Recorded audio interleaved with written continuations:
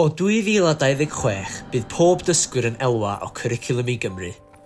Cwricwlwm sy'n helpu ein plant i ddysgu a phwrpas, yn y dosbarth a thu hwnt, ac yn ei eisoes ar ein ffordd. Gathon ni chwarae gyda olwynion yn y dosbarth. Aethon ni allan i'r iard chwarae a chefnogi nhw wneud ceir.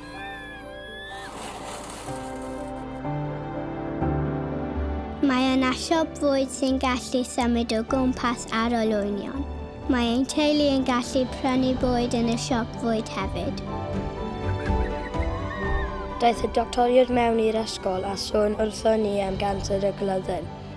Dangoson nhw sut i ddefnyddio'r cydsgrinio a wedyn dysgon ni sut i ddefnyddio nhw ein hunain.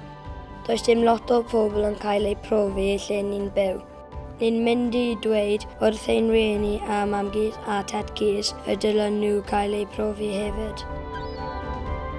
Da ni wedi gweithio gyda Ymddiriedolaeth Natur Gogledd Cymru i gynllunio gardd i weithio allan pa planhigion i dyfu. Yn ein gwersi garddio, mae pawb wedi cymryd rhan i gynllunio ac i adeiladu ardd gyda'n gilydd. Mae'r llifogydd yn parhau, felly wnaethom gynllunio a cloddio draen i wella'r lle i dyfu. Blwyddyn nesaf, da ni am dyfu cnwd ar gyfer gegin yr ysgol.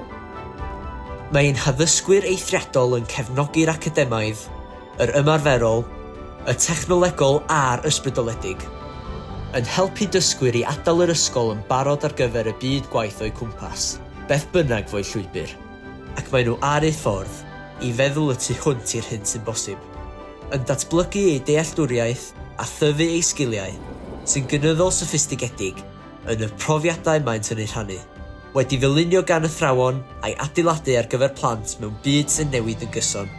Darganfyddwch beth mae hyn yn ei olygu i chi a'ch plant. Chwiliwch am Cwricwlwm i Gymru.